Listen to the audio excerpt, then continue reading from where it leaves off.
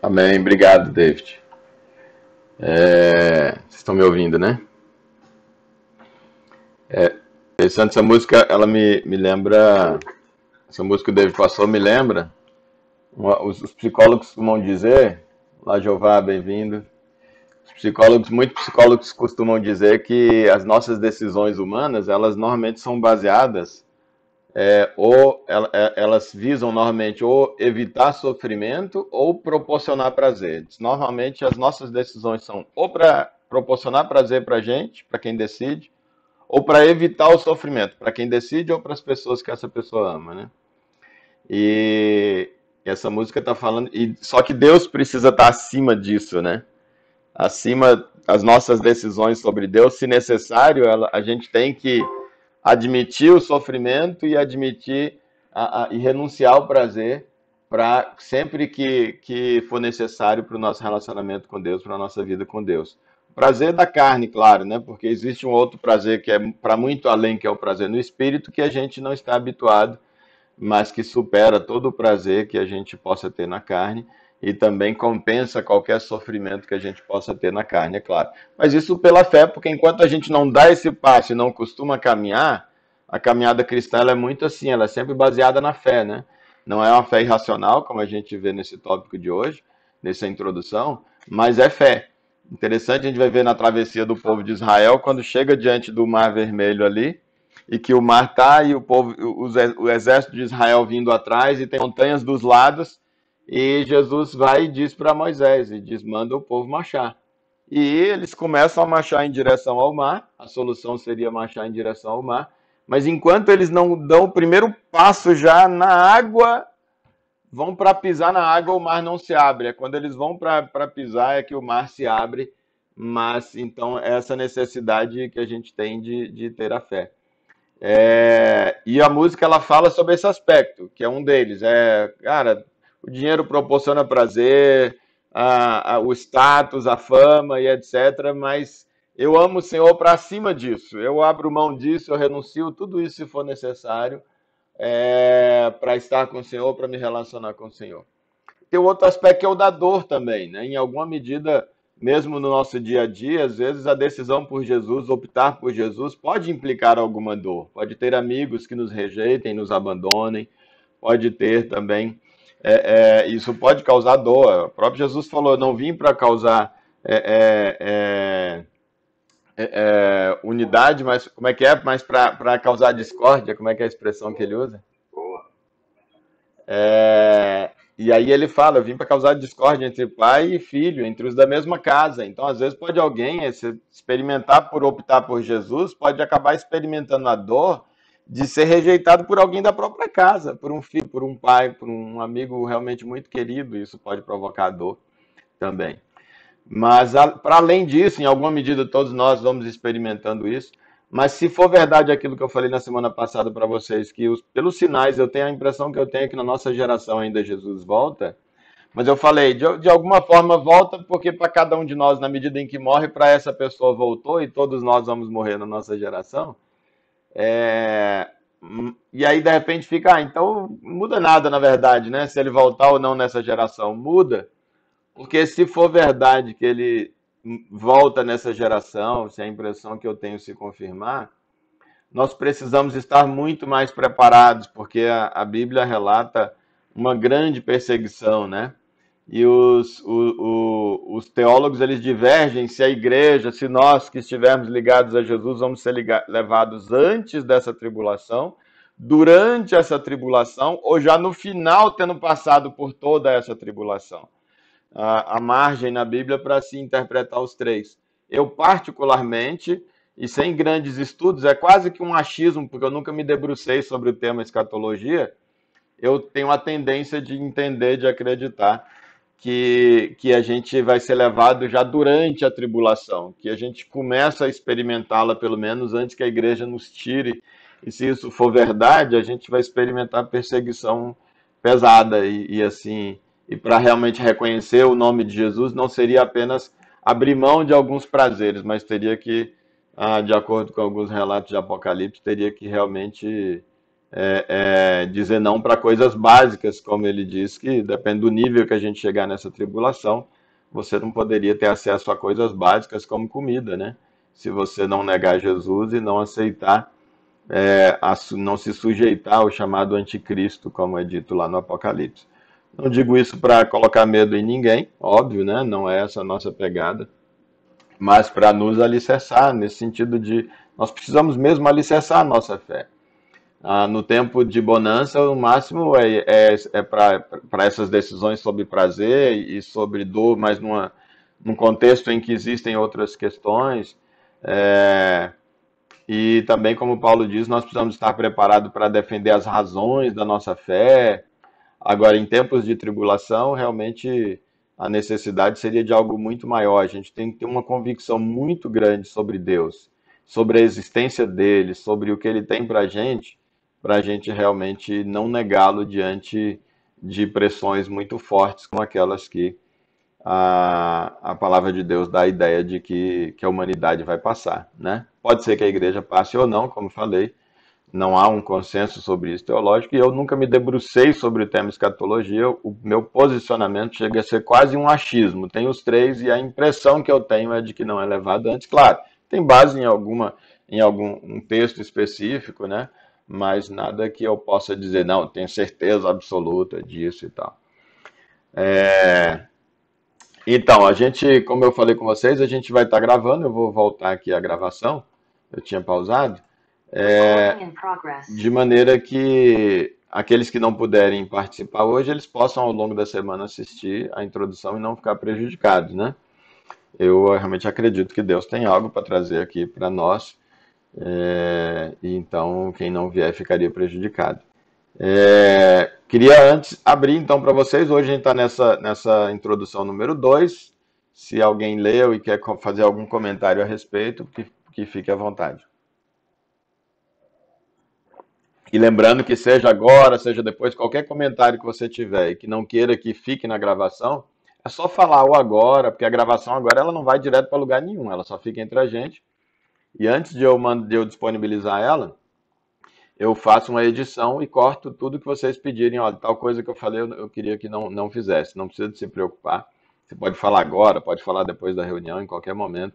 Pode ficar bem à vontade. Para todos os efeitos, somos nós, a gente tem esse espaço bem nosso aqui.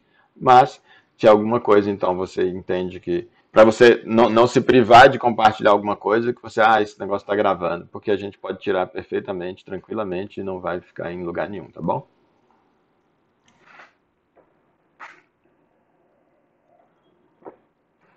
Bem, se quiserem intervir, fiquem à vontade, tanto quem leu quanto quem não tiver lido. Quem não leu, eu realmente recomendo que recomendo não, peço mesmo que ao longo da semana leia, ou de repente até hoje, se ainda tiver um tempo, porque tem muita coisa aqui que eu espero não ler, eu espero conseguir não ficar preso aqui, e aí, como é a nossa proposta, e acaba que ficaria num prejuízo. A ideia é que a gente possa acrescentar alguma coisa, trocar ideia, e aqui, reunido como dois ou três com a presença de Deus, que ele prometeu que quando dois ou três reunidos ele estaria, que ele possa trazer algo de novo para a gente que nem estaria, de repente, ali no texto, né? Isso ele pode fazer através de mim, ele pode fazer através do David com a música, ou de um comentário, através do Jeová também, através do Fabrício, do Arthur, da Cirleide, de qualquer um de nós que estamos aqui. Deus pode trazer um comentário, uma pergunta, um questionamento que pode acabar trazendo para a gente uma edificação, que é o que Deus tem para a gente especial hoje, né? Então esse texto introdutório número 2 eu incluí depois já de que alguns de nós já tínhamos estudado esse livro, então talvez alguns de vocês não tenham tido ainda acesso a essas anotações, a essa reflexão aqui. E aí, então, o tema é as fases no conhecimento de Deus, e ele começa com essa pergunta: Deus realmente existe? Essa pergunta, ela sempre entre aspas, sempre até um determinado momento da minha vida, hoje absolutamente não mais, essa pergunta sempre me incomodou, ela sempre trouxe dilemas para mim, até pela minha deficiência, como alguns de vocês sabem, eu tenho paralisia infantil, poliomielite, desde os 10 meses de idade. E eu cresci na igreja, meu pai era pastor, né? E eu cresci na igreja. E sempre aprendendo, meu pai sendo usado no Ministério de Cura e de Libertação. E eu sempre aprendi que Deus cura, que Deus ama e que Deus cura. Que Deus não quer ver a gente numa situação de adversidade, passando por necessidade, passando por doenças e etc. E aquela paralisia, ela me causava muito mal, porque além das limitações naturais que a falta dessa locomoção, a dificuldade de locomoção gera, essa paralisia me gerava também muito preconceito por parte das pessoas e, consequentemente, gerava em mim muita, muita, muito baixa autoestima, né? E eu era muito complexado, então, em razão disso, desde a infância, a adolescência, e era muito ruim. E como então eu aprendi que Deus cura, e acreditava de verdade nisso, e eu lia relatos na Bíblia que Deus curava, eu ficava, então Deus vai me curar, e eu ia em campanhas, ia em lugares, e pagava mico, tirava aparelho para tentar andar e caía na frente de todo mundo, e jogavam a culpa em mim, dizendo que era porque eu não tinha fé, e eu ainda era o culpado, e colocava de volta a minha órtese, e levantava e voltava para o meio da multidão. Até que eu parei de ir em campanhas e buscar oração em igrejas, e eu comecei a orar na minha casa, no meu quarto. E eu, Deus, eu sei que o Senhor está aqui. Eu trancava, na minha infância ainda, trancava a porta e eu abria a Bíblia, lia textos que Jesus curando alguém, e eu dizia, eu sei que o Senhor tem esse poder, eu sei que o Senhor me ama, eu sei que o Senhor existe. E nessa hora, eu sei que o Senhor existe, eu sei que o Senhor me ama, e eu sei que o Senhor me amando tem poder para me curar, porque a Bíblia registra um monte de fatos desse. Então, por favor, não me deixa continuar assim. Eu vou levantar aqui, eu vou sair desse quarto andando. E não rolava, não acontecia. E eu passava ainda um tempo ali no quarto até me recompor de mais uma decepção. E eu saía e voltava para a minha vida, tendo que lidar com esse fato, ou com esses três fatos. De que, embora Deus exista, me ame e tenha todo o poder, não me curava, né? Esse fato. E, de repente, isso eu comecei a me questionar, mas será que ele existe mesmo? Talvez não exista. Ou talvez ele exista, mas ele tenha esse poder todo, mas talvez ele não me ame o suficiente para, embora tendo o poder, me curar. Talvez ele não esteja tão aí para mim como quando se diz na igreja. Eu dizia, talvez tá bom, talvez ele exista e me ame pra caramba, de verdade. Talvez ele sofra comigo, mas talvez por alguma razão hoje ele não pode mais curar. Talvez ele não tenha mais esse poder, ou tá proibido, não sei. O que é? Mas as três coisas para mim não podiam coexistir. Ele não podia ao mesmo tempo existir, me amar e, tendo o poder de me curar, não me curar e me deixar como um pai, me deixar naquela situação. E aí, inevitavelmente, a opção de talvez ele não exista, inevitavelmente ela me acompanhava. E eu comecei então a ler a Bíblia a partir de uma outra ótica. Eu tive que sair daquela caixinha do que hoje é muito chamado de teologia da prosperidade, né? Em que a gente só se relaciona com Deus e só busca Deus por causa de que Deus faz, e para todo mundo que é de Deus ele faz, e puxando textos ali isolados do Velho Testamento, e diz que quem for de Deus vai estar por cabeça e não por cauda, e que não vai ter doença, e que vai ter muito filho, e que vai viver para caramba, vai ter longevidade, aquelas promessas ali isoladas que nem para o povo de Israel era isolada, elas estavam condicionadas a atender requisitos que ninguém no povo de Israel nunca conseguiu atender. E, de repente, a gente pega isolado lá na chamada Nova Aliança, a gente faz uma terceira, a pretexto de viver Nova Aliança, a gente vive uma terceira aliança criada por a gente, onde a gente faz uma mescla da nova com a velha, e a gente pega as promessas da velha e o requisito da nova, que é a graça, não precisa você ser mega obediente de maneira nenhuma, e etc.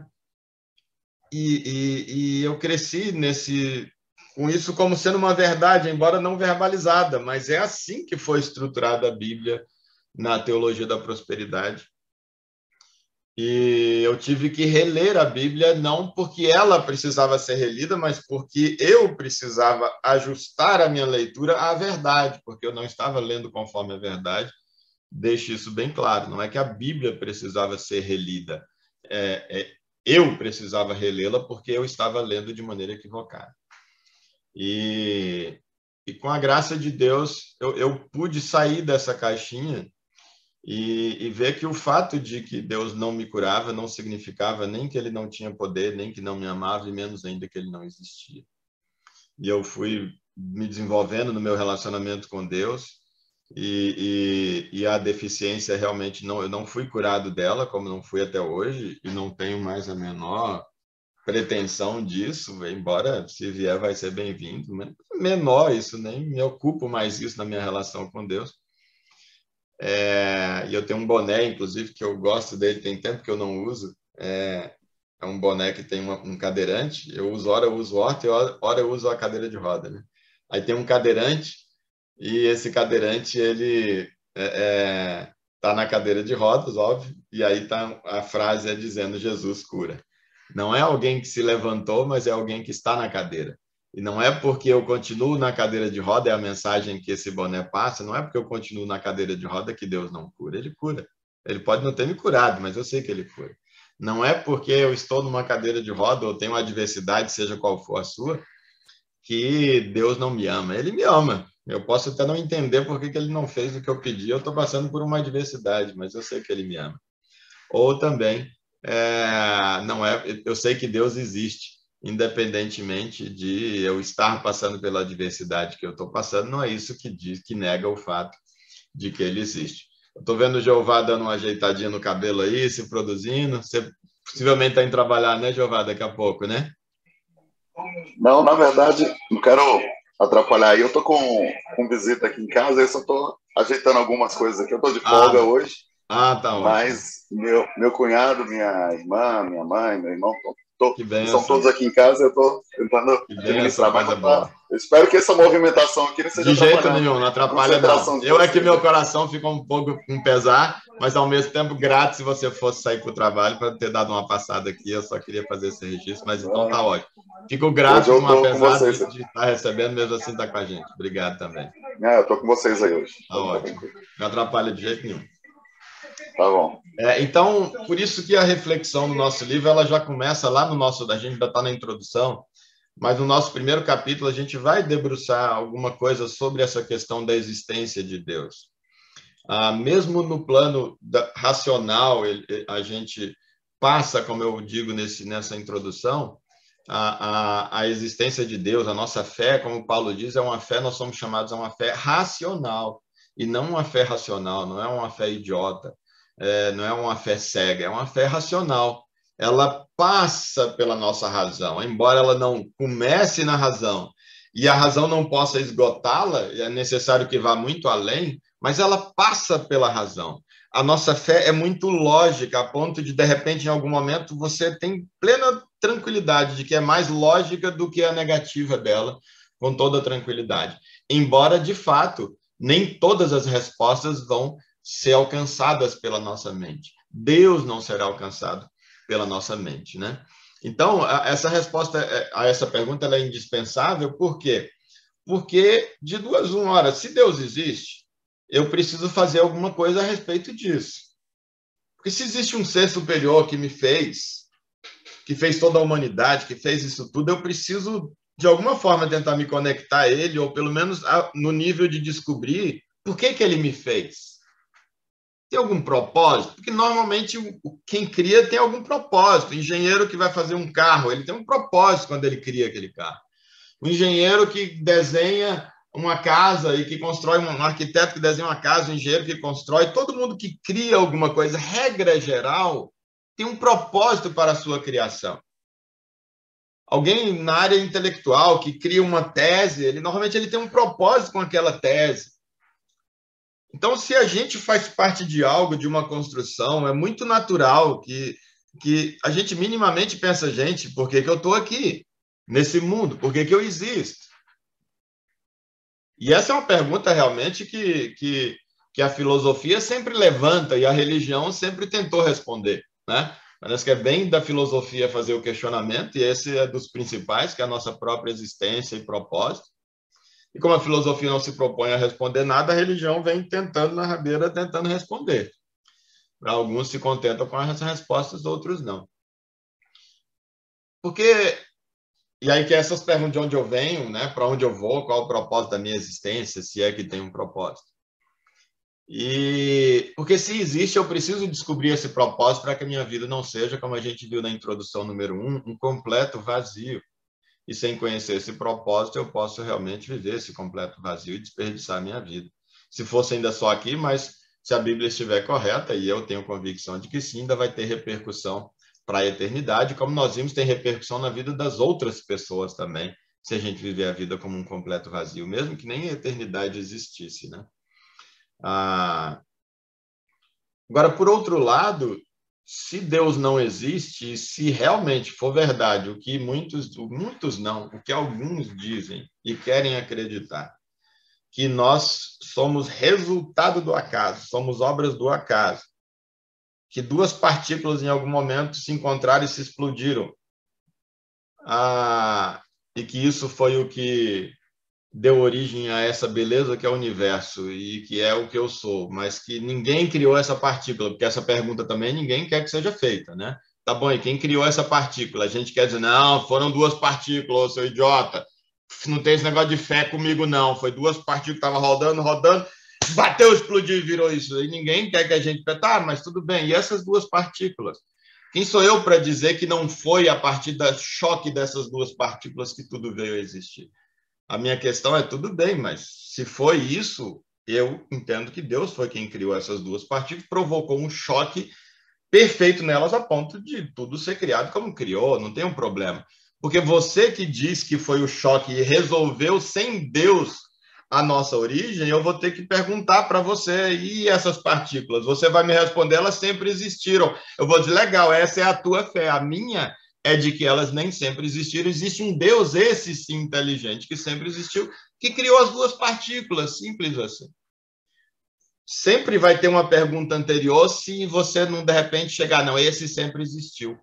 Porque é uma lógica básica da gente, se a gente quer trabalhar na base da lógica, a gente vai ficar fechado, tá bom, e antes disso?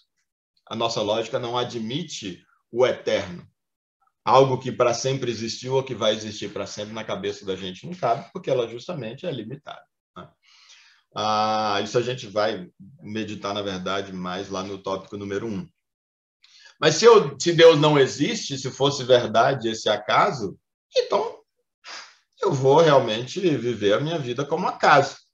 E não tem ninguém para quem dar satisfação, nem aqui, nem depois que ela acabar. E eu vou absolutamente vivê-la da maneira mais aberta possível. E aí, cada um dentro do seu próprio achismo, das suas convicções e dos seus motivos, por que você vai viver da maneira A ou da maneira B, vai viver a sua vida. Então, é muito importante que a gente tenha realmente essa resposta muito concretizada para a gente. E aqueles que, por acaso, não eu nunca me questionei, eu tenho certeza que Deus existe, é bom que pare para se questionar e admitir esse processo, porque talvez no momento de adversidade muito séria, talvez você venha a se questionar na própria, por exemplo, como eu falei, durante a própria grande tribulação, se a gente passar por ela. É muito importante que a gente esteja com isso muito bem alicerçado, né? Mas se ele existe, tudo bem, vamos partir do pressuposto de que ele existe, Emer. Essa questão do pressuposto é interessante, porque a gente precisa do pressuposto.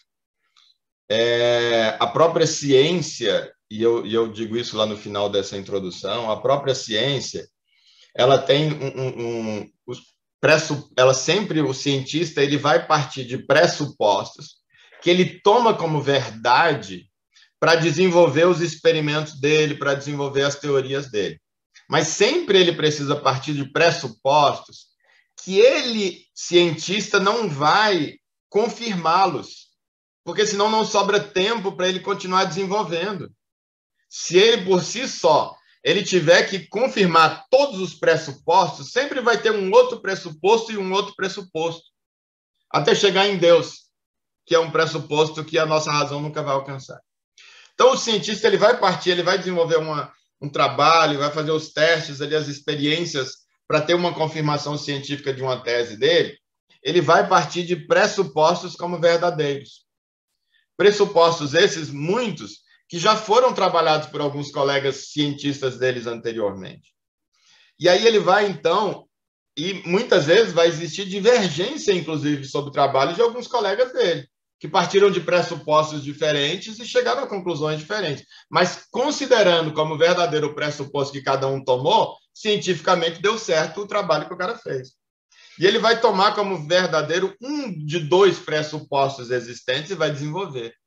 Porque se ele parar para trabalhar esse pressuposto, ele vai, no máximo, confirmar o pressuposto de um dos dois que o antecederam, ou ele vai criar uma terceira vertente, de um terceiro pressuposto.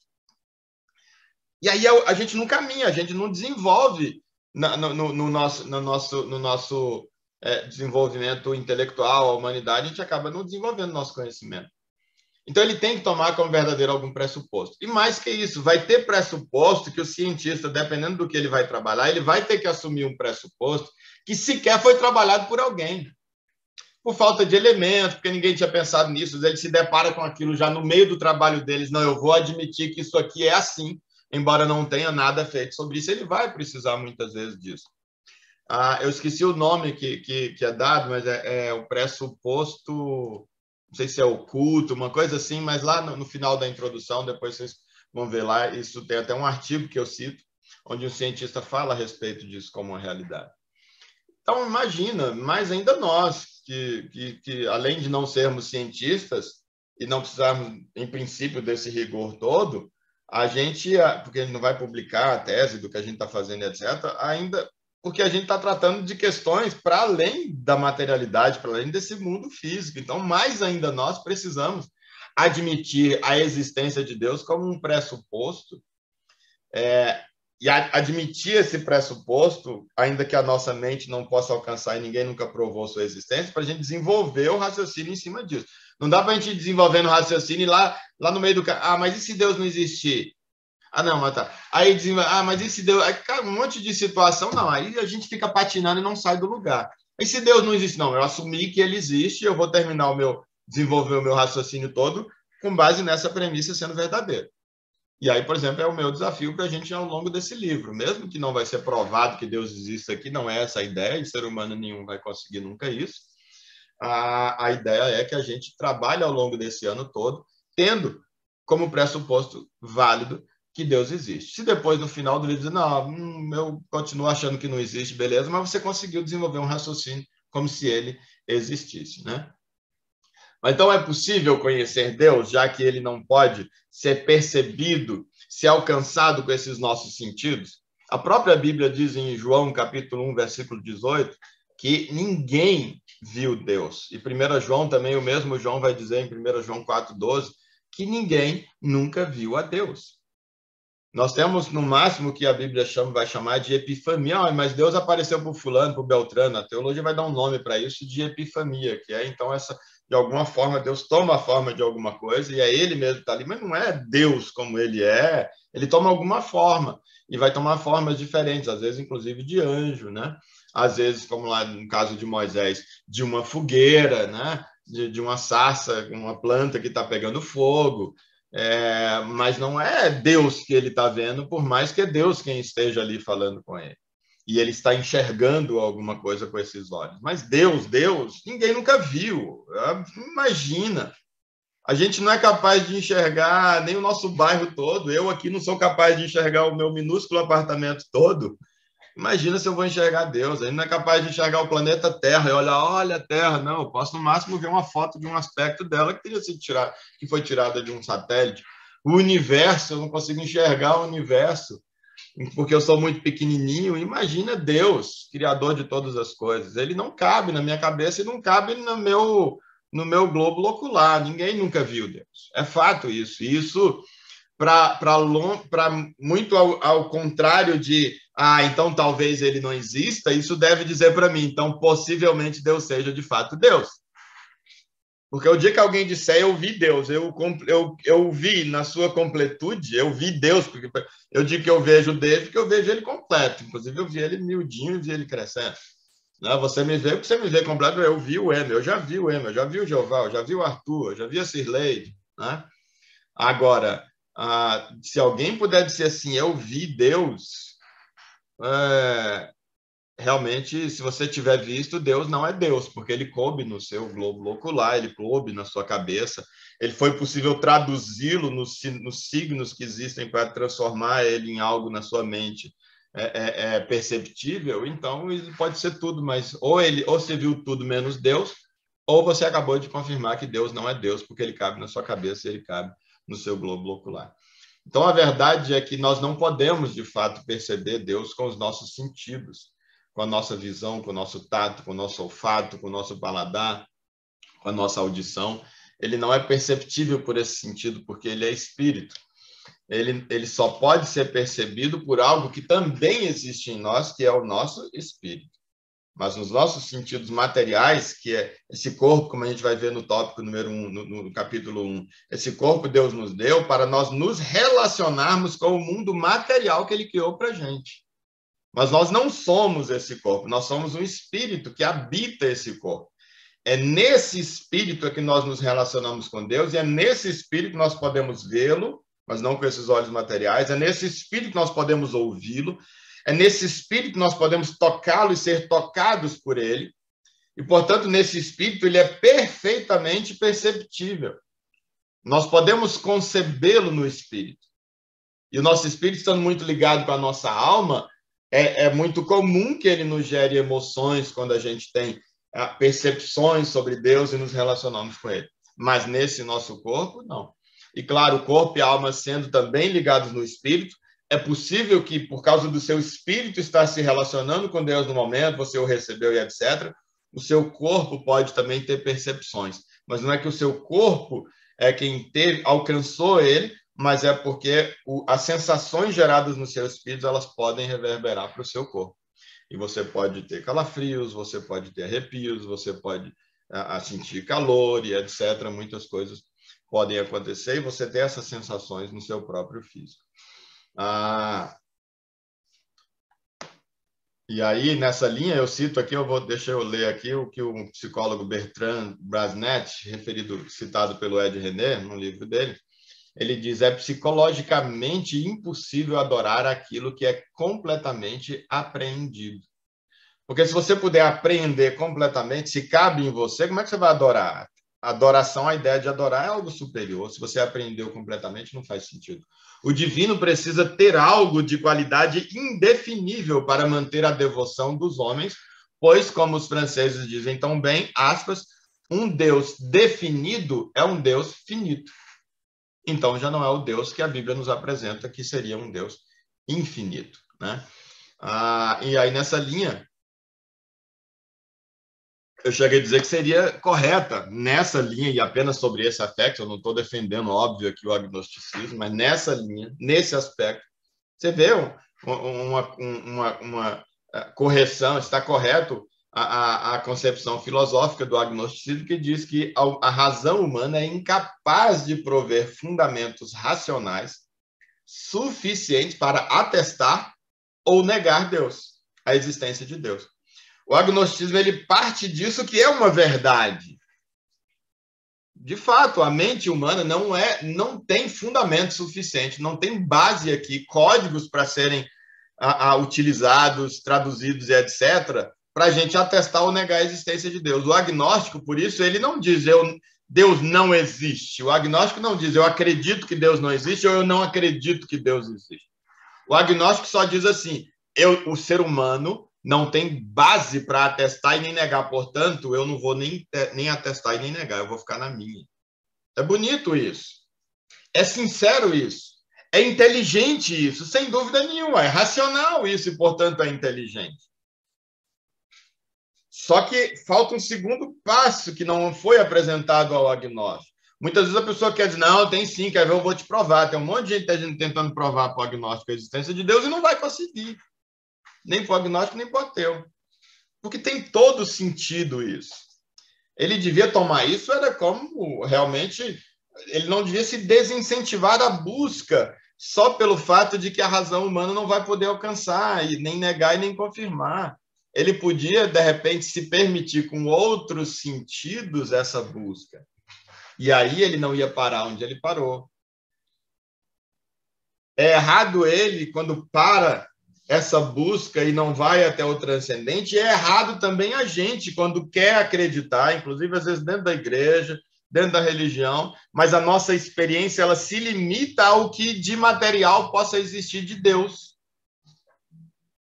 Está errado do mesmo jeito, na verdade está até mais, porque ele pelo menos não apequenou Deus, e a gente está muitas vezes apequenando Deus. Dizendo, Deus cabe aqui, Deus cabe nessa fórmula, Deus cabe nesse ritual, Deus cabe nessa sequência de palavrinhas mágicas que eu profiro e que eu determine, etc.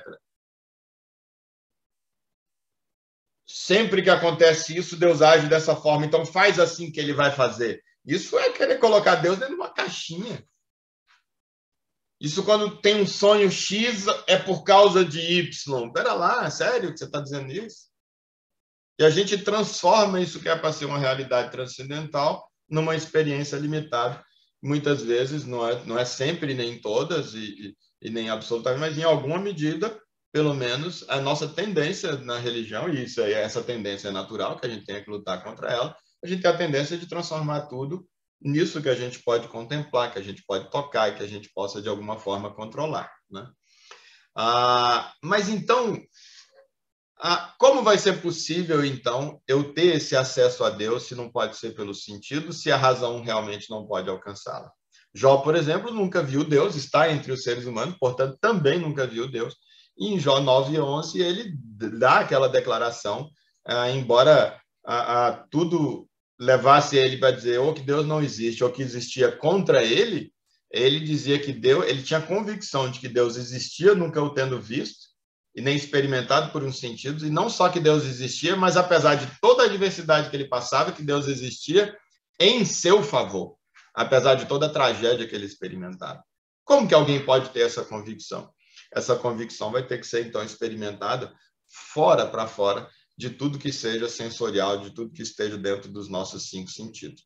E aí eu dou alguns exemplos, né, de que nem tudo que é alcançável, que não é alcançado pelos nossos sentidos, deixa de existir. Um é, por exemplo, bem simples, o ácaro. Né? Como o ácaro nos incomoda, ele não pode ser perceptível e tudo, mas às vezes você sente coceiras na sua pele, que são esses bichinhos, eles são invisíveis, você não vai ver, é difícil para conseguir tirá-lo, ele está no sofá, ele está numa coisa, eu tenho a foto dele, porque com o microscópio, eu coloco lá na introdução, com o microscópio você vê detalhes dele.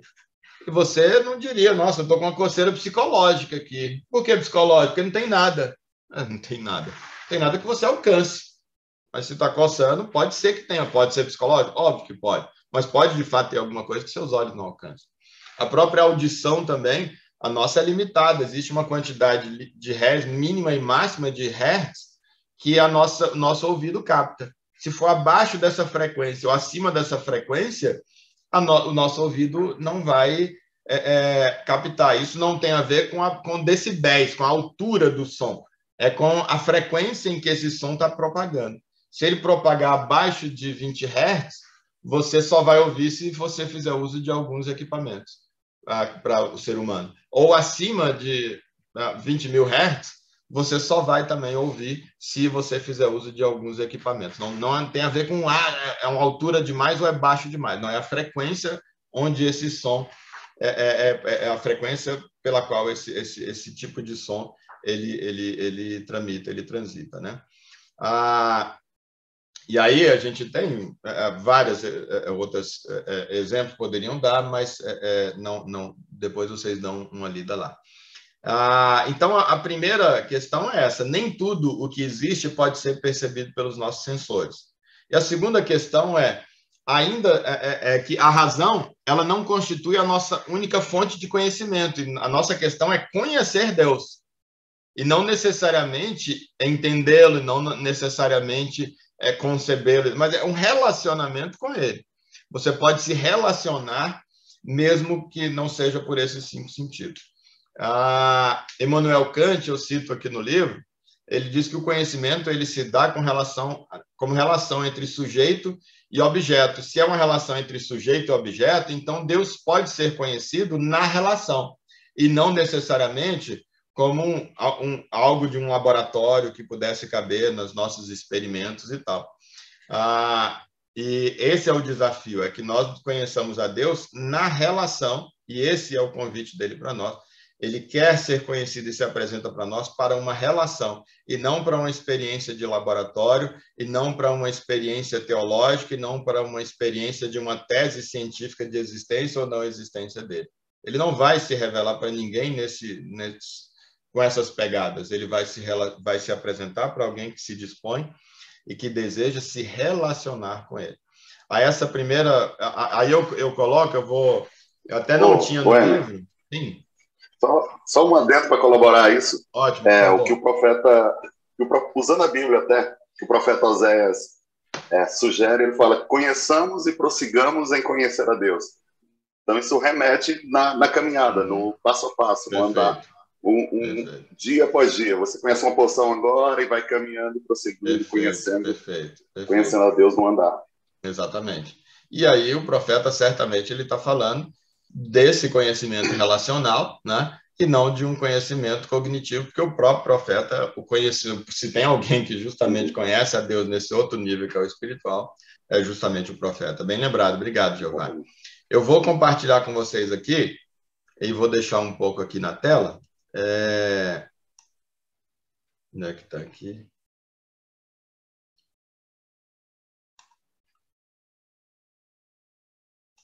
Não, eu não tinha colocado na introdução, mas quando eu estava estudando a introdução para a gente poder meditar, eu acabei acrescentando que eu achei que pode ficar mais didático, porque é muita informação para uma introdução. Eu mesmo me confundo nela. Eu vou lendo, aí no final faz sentido. Mas, cara, para quem nunca viu, não vai fazer o menor sentido. Tem que ler, acho que 2, 3 vezes.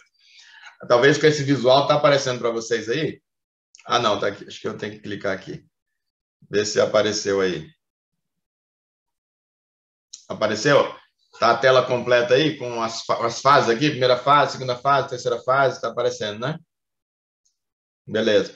Então, eu trabalho, então, essa introdução, esse conhecimento de Deus, para fins didáticos, eu procuro trabalhar ele, e, claro, baseado na razão e na Bíblia, eu procuro trabalhar aqui essas fases aqui do conhecimento de Deus, e 2 dessas fases eu trabalho elas também em 3 níveis, para que possa a gente didaticamente entender melhor como isso funciona. E aí eu deixo ela na tela aí, para vocês, na medida em que eu vou conversando, vocês possam ir se identificando aí. Não necessariamente, eu digo, todos nós vamos passar por essas fases ou vamos percebê-las. Às vezes uma pessoa pode realmente ter um relacionamento com Deus, mas não ter experimentado, por exemplo, esse nível de uma revelação cognitiva, não tendo sido para ele possível. Deus permite, realmente, o relacionamento vai acontecer, ou porque o evangelho, que seria aí essa revelação mais cognitiva, não por alguma razão não chegou para ele, mas ele invoca a Deus com sinceridade, e Deus prometeu que todo que o invocasse seria salvo. Se não for possível nesse nível aqui, que é uma bênção para a gente já nessa vida, de qualquer forma, essa pessoa vai poder ser alcançada, mesmo que, eu sei que para alguns vai ser um pouco controverso isso e complicado, vai soar quase que como uma heresia, porque diz, não, mas se a pessoa não entender quem é Jesus e não for apresentada para Jesus, e ela não disser, eu aceito a Jesus como meu Senhor e Salvador, a frase que a gente muito usa, se isso não acontecer, essa pessoa não vai poder ser salva, porque a Bíblia diz que ninguém pode ser salvo se não for por intermédio de Jesus, que não há nenhum outro nome pelo qual as pessoas possam ser salvas, senão pelo nome de Jesus. Sim, mas é pela obra de Jesus, aliás, né? É pela obra de Jesus, e a obra dele está para muito além do que eu possa entender e conhecer. A obra de Jesus, ela aconteceu, segundo a Bíblia revela em 3 versículos, ela aconteceu, na verdade, antes da própria fundação do mundo. Ela não se limita ao Jesus, a obra de Cristo não se revela de Jesus, não se revela a esse momento em que Jesus, como ser humano, nasce, se apresenta e se revela como, de fato, sendo Cristo, o Messias prometido, e que morre em favor da gente aqui no tempo e no espaço. A obra de Jesus por nós, essa obra através da qual nós podemos ser salvos, não se limita a isso. Isso faz parte, inclusive, da sombra. Faz parte de um desenho para a gente poder entender. Mas a própria Bíblia diz que o Cordeiro de Deus ele foi imolado antes da fundação do mundo. É sem esse sacrifício que aconteceu antes mesmo do mundo ser criado, e, portanto, fora do mundo, e não necessariamente ali, há 2000 anos atrás, sem isso é que o ser humano não pode ser salvo. é sem essa obra, independentemente de se eu cheguei a entendê-la, compreendê-la, a entender e compreender Jesus. Porque senão, imagina, o tanto de gente terá sido iludido, tanto de gente não terá tido acesso, o tanto de gente, por um equívoco de uma pessoa, de um líder espiritual, interpretou errado um aspecto sobre Jesus e, portanto, invocou um Jesus equivocado, então não está salvo. Não dá para a gente realmente entender que seja assim. Mas é um ideal, é que a gente possa, ao máximo possível, compreender também Deus e Jesus, né, como a Bíblia explica, para a gente invocar ainda nessa existência justamente algo muito mais concreto. E isso vai resultar em muito mais bênção para a gente nessa existência, mas eu acredito que mesmo pessoas que não tiveram esse acesso podem alcançar Jesus e se relacionar de verdade com ele. E aí, essa primeira fase, então, que eu chamo aqui, é a fase da unidade em Adão. Essa acontecia uma unidade absoluta, assim que ele foi criado, nós vamos ver lá no tópico 1, a humanidade em Adão, e acontece aquele sopro de Deus, e Deus, então, existe nele ali, com essa inspiração, com esse sopro, essa fonte de vida e a própria vida nele, e essa unidade ali em Adão faz parte da nossa fase, da minha fase, o M, de experiência com Deus. Por quê? Porque eu não fui criado do nada. Deus não disse, haja o Emer e houve o Emer. Deus não pegou um boneco de barro, formou, soprou e disse, agora haja o Jeová, haja o David Lucas. Não, Deus só fez um ser humano, fez um boneco de barro e soprou sobre ele uma única e exclusiva vez. Embora exista na Bíblia a referência a 2 Adãos, somente um Adão foi feito de barro e soprado. Mesmo o segundo Adão, Jesus, a Bíblia, Paulo retrata e apresenta Jesus como o segundo Adão, mesmo ele, Deus não soprou diretamente num barro, ele soprou no ventre de Maria. Mesmo então, Jesus, o segundo Adão, não foi criado do nada. Ele, na verdade, foi um sopro em um ser humano que se desenvolve na barriga ali de um ser humano, recebendo os nutrientes de um ser humano ali, e aí ele nasce com a experiência de qualquer outro ser humano. Nem Jesus foi criado do nada e disse, haja Jesus e houve Jesus. Não foi isso que aconteceu, e nem um barro, e de novo ele soprou sobre aqueles barros e veio um ser humano absolutamente independente do primeiro ser humano criado. Nem Jesus. O que, na verdade, então, nós temos é um vínculo, geração após geração, a concepção após concepção, e geração após geração, até chegar em mim, até chegar em você. Mas o meu rastro inicial está onde? Está em Adão. A minha existência começou em Adão. Porque o meu DNA invisível, aquela microcélula, aquela célula invisível ainda, que começou em mim a ser multiplicada ainda microscópica, até virar o que eu sou hoje, tendo passado ali pelaquela formação do ventre, mas sendo o que eu sou hoje, aquela célulazinha microscópica, ela não veio do nada. Foi a junção de uma célula microscópica do papai e da mamãe, que se juntaram também ainda microscopicamente, e a deles também, um dia, eles foram apenas um serzinho microscópico. E esse DNA, esses códigos ali, se você, então, vai estar na origem lá ainda, essa origem do código da minha existência vai estar em Adão. Então, o meu relacionamento com Deus, ele começa em Adão. Em algum momento, eu, que sou isso aqui, que se multiplicou e tudo, não existe essa lembrança na minha memória, mas existe em algum lugar essa lembrança dessa memória de que, de fato, eu já me relacionei com Deus. Porque eu me relacionei. É por isso que quando a queda acontece, quando Adão é expulso no Éden da presença de Deus por causa da desobediência, a gente passa a experimentar agora essa ausência de Deus.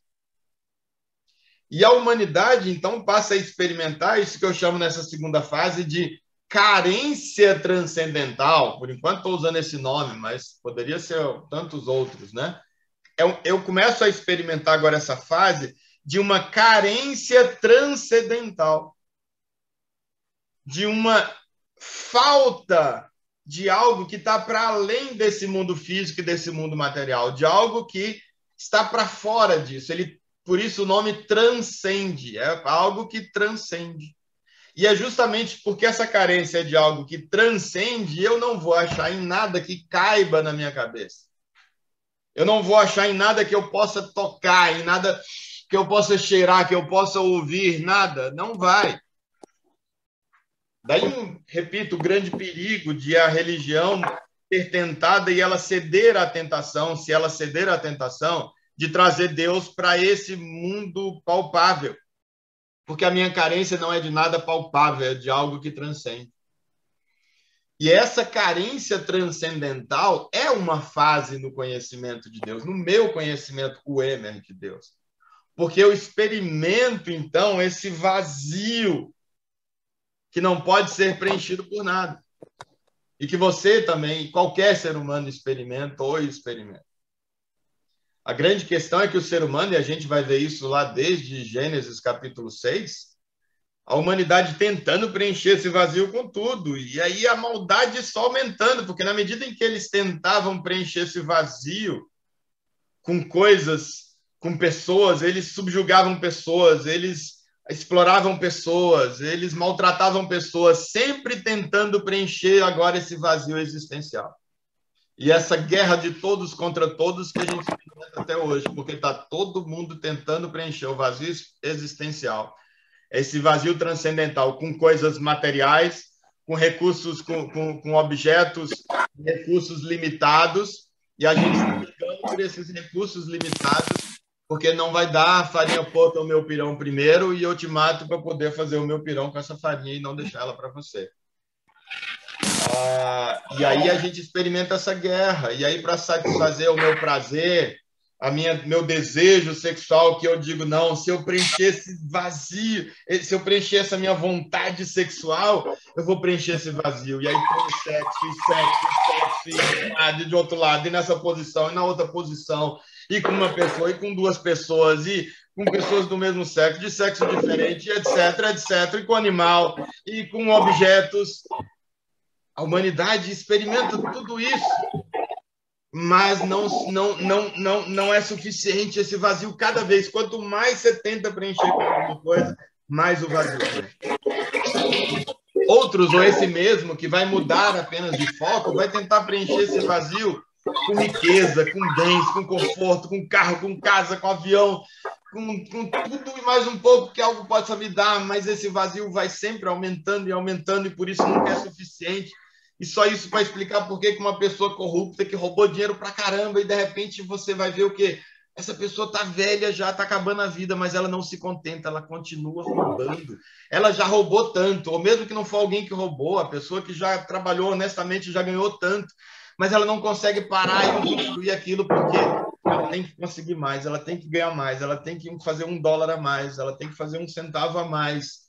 E ela não para desse frenesi, porque ela está tentando preencher um vazio, nada mais. Se fosse por causa do que o dinheiro pode proporcionar, tem um monte de gente, seja os que ganham honestamente, ou seja, dos corruptos, ele ia parar. Por que ele ia parar? Porque chega numa fase que ele não tem mais nem anos suficientes para gastar esse dinheiro todo e usufruir. Pode gastar, mas não usufruindo. Ele não consegue mais usufruir tudo que o dinheiro pode comprar.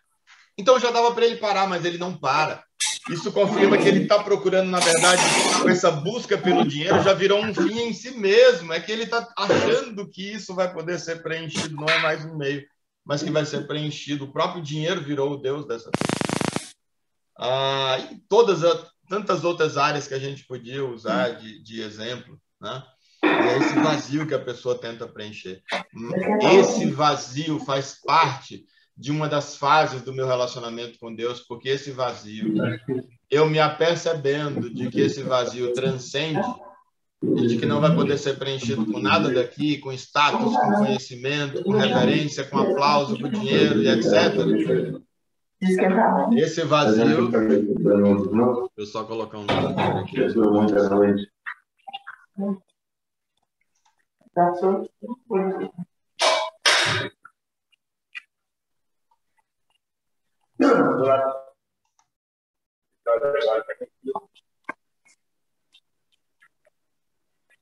Eu não consegui aqui.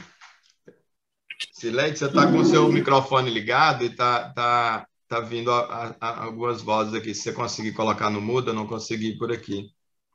Pai, é a tia Inesita. Inesita? Inesita, acho que seu microfone parece que tá ligado. Acabou de mutar. Ah, tá bom, obrigado. Então,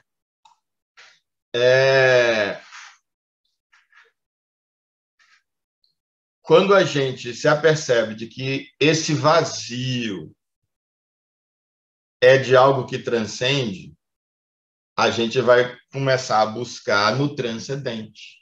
Então, faz parte das fases do conhecimento de Deus. Porque enquanto eu não tenho essa percepção e essa consciência, e admito isso como uma verdade, eu vou continuar buscando no material. Eu vou continuar buscando naquilo que cabe na minha cabeça. Eu vou continuar buscando naquilo que está de acordo com os meus interesses e etc. Então, faz parte, é uma segunda fase importantíssima, que é essa fase da carência transcendental.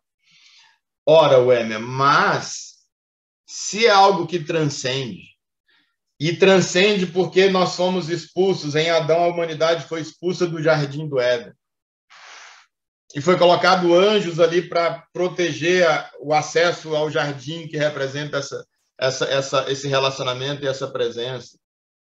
Então, como eu vou poder me relacionar com Deus? Você só piorou as coisas, agora é que não vai rolar mesmo. Se esse sentido não dá, e algo que transcende, eu não tenho acesso ao que transcende, porque em razão do pecado, o acesso ao que transcende, a esse Deus que está para além, foi bloqueado, o pecado me separa, é isso que a Bíblia nos diz, então agora acabou de complicar. Teria acabado de complicar, não fosse o fato de que aquele que transcende, ele pode se permitir e se revelar para nós que somos inferiores. E aí, esse óbice, esse obstáculo do pecado, ele é solucionado, e por isso que sem Jesus ninguém pode ser salvo, é por causa dessa obra dele que aconteceu antes da fundação do mundo, que se Jesus não fosse sacrificado, sequer o ser humano poderia ter sido criado. É por causa, então, desse sacrifício, esse sacrifício que ele faz, ele rompe essa barreira. Isso é representado lá na cruz, quando Jesus está na cruz. No momento em que ele morre, a Bíblia relata que nesse exato momento, lá no templo que existia, que Deus mandou criar com todos aqueles detalhes, e Deus mandou fazer uma cortina para separar o santo lugar do santo dos santos. O santo dos santos era aquele lugar, então, que só o sumo sacerdote podia entrar uma vez por ano, com toda uma preparação de purificação, porque senão ele era detonado e fulminado lá dentro, porque era o lugar que representava ao máximo essa presença de Deus. E aí tem uma cortina grossa de cima a baixo que fica, então, separando esses dois lugares. E quando Jesus morre e adentra ele como nosso sumo sacerdote, a gente vai ver isso ao longo do livro, gente. Isso é a introdução, não se preocupem, né? É esse vislumbre para, na medida em que a gente aprecia, essas coisas irem fazendo sentido. É uma visão do todo aqui, mas a gente vai detalhar tudo isso. Quando, então, Jesus, que é o sumo sacerdote por excelência, todos os outros eram apenas figura, e que ele adentra esse lugar dessa presença, e ele se oferece, morre no lugar da gente, assume a culpa, assume os nossos pecados que geravam essa separação, como Isaías vai dizer, o castigo que nos traz a paz estava sobre ele, esse castigo que rompe a separação, que rompe com a inimizade, que propicia a paz e abre de volta o caminho do relacionamento. Esse castigo estava sobre Jesus, e pelas suas pisaduras, pelos seus sofrimentos, pela sua morte, nós somos curados. Pela sua morte, esse caminho foi restabelecido. E quando, então, no momento exato em que Jesus morre, a Bíblia diz que o véu é rasgado de alto a baixo. Aquele véu era uma cortina gigante, grossa, um material, e aí ele é rasgado de cima a baixo, justamente para, na maquete, no símbolo, evidenciar para a gente, agora no templo, que o templo verdadeiro, que é o da nossa existência, esse véu que rompia, esse véu que separava foi rompido. Esse véu que nos impedia de acessar o inacessível, de acessar o transcendente, de nos relacionarmos, portanto, com Deus, esse véu foi rasgado.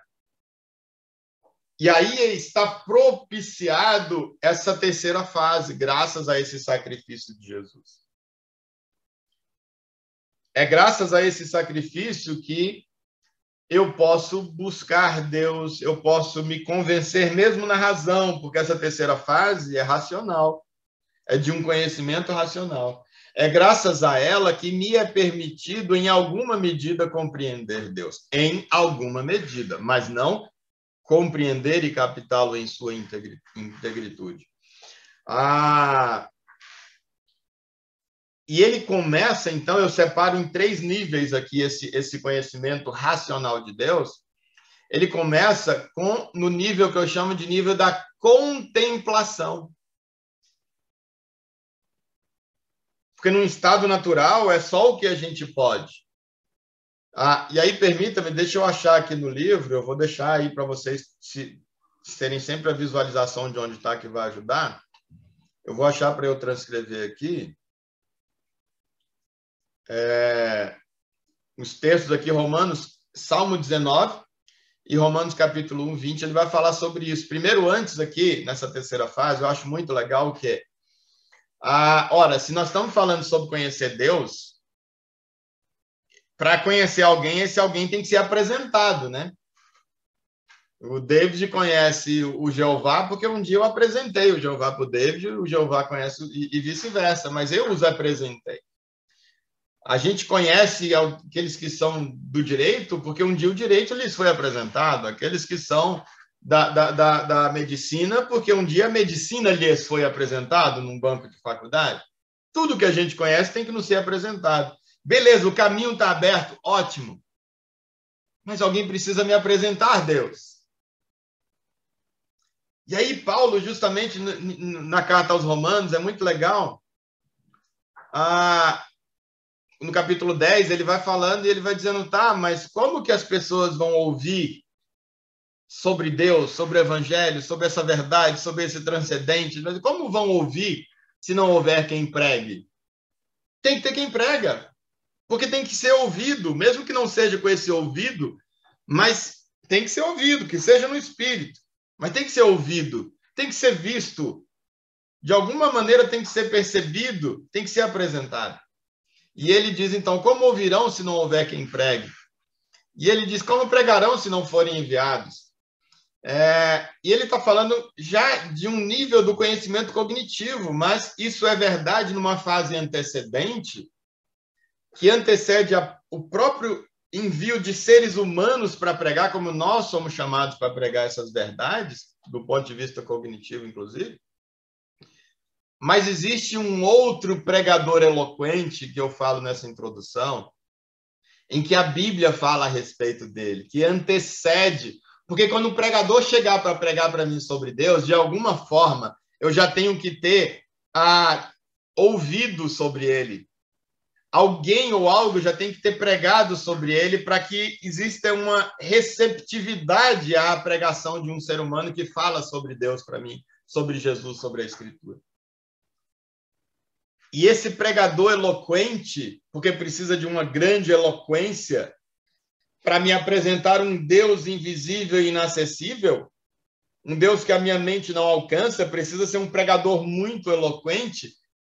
E Deus preparou esse pregador eloquente que se chama natureza. A natureza prega sobre Deus. A natureza fala que Deus existe. E aí, esses 2 textos me chamam muita atenção. Romanos capítulo 1, versículo 20, aqui eu vou ler na nova tradução da linguagem de hoje. Versículo 20 diz, desde que Deus criou o mundo, as suas qualidades invisíveis, ou seja, essas qualidades de Deus que de fato são invisíveis, não podem ser vistas, mas essas qualidades invisíveis, isto é, o seu poder eterno e a sua natureza divina, ou seja, essa natureza que não pode ser perceptível pelos nossos 5 sentidos, desde que Deus criou o mundo, Paulo diz, têm sido vistas claramente, não é só têm sido vistas como que num vislumbre, superfície, não, ele diz, têm sido vistas claramente. As qualidades invisíveis de Deus. Paulo que está dizendo, não sou eu. Capítulo 1, versículo 20 de Romanos. As qualidades invisíveis dele, que são o seu eterno poder e a sua natureza divina, têm sido vistos claramente. E ele diz, os seres humanos podem ver tudo isso nas coisas que Deus tem feito. Outra versão diz, nas coisas criadas. E, portanto, eles não têm desculpa nenhuma. Ninguém, por mais remoto que tenha, um lugar mais remoto que tenha existido no tempo e no espaço, não tem desculpa para não ter invocado um ser transcendente, porque a natureza diz, tem que existir alguém para além disso tudo, e que tenha feito isso tudo e que tenha me feito. E eu vou invocar à minha maneira esse ser.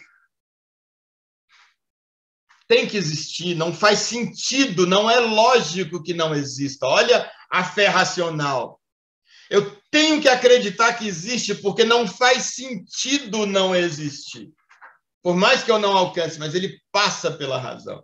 E é por isso que na história você vai ver, em qualquer lugar que tenha registro de que o ser humano tenha pisado, tenha existido, no lugar mais longínquo, mais remoto no tempo e no espaço, se há registro de ser humano, você vai ver o registro de um ser humano prostrado e adorando algo ou alguma coisa, que está representando algo que transcenderia. Sempre. Você vai vê-lo adorando uma pedra, você vai vê-lo adorando um sol, você vai vê-lo adorando um animal. Ser humano, sempre que você vê registro do ser humano, ele vai estar adorando alguém ou alguma coisa. Porque não é lógico que não exista algo para além. Ele vai, óbvio, buscar representantes aqui, porque ele precisa dessa materialidade até para invocar o que transcende. Mas ele vai estar invocando o que transcende. E é por isso, não tem desculpas. A questão é que a Bíblia promete, todo que invocar o nome do Senhor será salvo. E aí Deus vai se revelar para todas essas pessoas nessas mais variadas épocas, quando com sinceridade é o Deus verdadeiro que ele está invocando, de alguma forma Deus vai se revelar, porque ele prometeu na sua palavra várias vezes que haveria de se revelar e de salvar todo aquele que invocasse o seu nome ou todo aquele que o invocasse. Nós vamos ver esses textos ao longo das reflexões, os lugares onde esses textos são mencionados. E aqui o Salmo 19 também, ele começa dizendo, o céu anuncia, olha a pregação aqui sobre Deus. O céu anuncia a glória de Deus e nos mostra aquilo que as suas mãos fizeram. Estou lendo novamente na nova tradução da linguagem de hoje. O céu anuncia a glória de Deus e nos mostra aquilo que as suas mãos fizeram. É pregação sobre Deus sem ninguém abrir a boca. É eu olhar para o céu, a beleza do céu, dos fenômenos. E olha que aqui ainda está falando no olhar nu, nem está falando sobre o olhar hoje com recursos tecnológicos, a gente pode ver os planetas e que a gente pode ver o sistema solar e pode ver a Via Láctea e essa beleza toda em filmagens. Nem está falando disso, hein? Que está falando a olho nu. Se a olho nu ele já pregava e por isso a gente já não tinha desculpa, imagina hoje que a gente tem essas tecnologias que mostram esse universo que a gente... Isso é pregação. Desde que Deus criou o mundo, aliás, o céu anuncia a glória de Deus e nos mostra aquilo que as suas mãos fizeram. Tem que ter sido feito por um ser muito grande. Não tem como essa beleza toda existir do nada. Sem que um ser inteligente, mesmo por explosão ou sem explosão, que um ser inteligente tenha conduzido e proporcionado tudo. O versículo 2 diz, cada dia fala dessa glória ao dia seguinte. É um dia conversando com outro dia e eu aqui, ser humano, ouvindo e vendo essa comunicação entre os dois. Um dia depois do outro dia, conversando sobre essa glória de Deus, que pode ser plenamente e claramente vista nas coisas criadas. E cada noite repete isso à noite seguinte. O dia conversando com o dia, a noite conversando com a noite. Beleza contemplativa atrás de beleza contemplativa. E eu olho os céus, eu olho a terra, eu olho os mares, eu olho as cachoeiras, eu olho a beleza da Amazônia, eu olho a fauna, eu olho a flora, e eu digo, não tem como não existir, tem que existir. Não faz sentido que não exista. A beleza como os animais se criam, uma inteligência subjacente nele para poder colher as coisas, para caçar, a ordem com que a própria cadeia que existe dos predadores, que se você tira um ali, o troço vira um caos e começa a dar problema. Toda essa beleza, eu digo, não faz sentido, não é racional que não exista um Deus por trás disso tudo. Eu posso não chamar de Deus, não interessa, um ser, um trem, um negócio, para cima e para além de tudo isso. E se tem que existir, eu tenho que buscar, porque eu tenho que saber, tem algum propósito da minha existência ou eu posso vivê-la como um completo vazio? É racional. Passa pela razão, embora não comece na razão e nem termine nela, e a razão não possa abraçá-la por completo, mas passa por ela. O céu anuncia a glória de Deus. Versículo 3. Não há discurso nem palavras. Salmo 19, eu estou lendo. Versículo 3. Não há discurso nem palavras. É a gente contemplando a natureza. Não tem discurso nem palavra. E não se ouve com esse ouvido aqui som algum. No entanto, versículo 4. A sua voz do céu se espalha pelo mundo inteiro e as suas palavras alcançam a terra inteira. E é por isso, repito, que Paulo falou no capítulo 1 que a gente falou, você, por isso, é indesculpável quando você não invoca Deus como Deus. Não tem desculpa. Ninguém nunca me falou. O pessoal falava uns negócios sem sentido. Eu estava na religião errada. O meu pastor me enganou. Não tem desculpa. Essa eloquência da natureza que te deixa indesculpável nessa busca. E me deixa indesculpável, por favor. Lembrando do que o senhor falou sobre os estudos que tem hoje em dia, dos hertz que a gente consegue ouvir ou não, e desde aquela época lá que nem se existia nada sobre isso, mas já se falava sobre um som que não poderia ser ouvido, mas que ele estava aí, né? Perfeito. Como muitas coisas, né, na Bíblia, assim, que lá atrás nem existia nenhum estudo e que hoje em dia se tem estudo e não se ouve, mas ele está lá e está passando. Perfeito, por toda muito bem lembrado. Perfeito. Ele está numa frequência que esse ouvido não alcança, mas está sendo dito.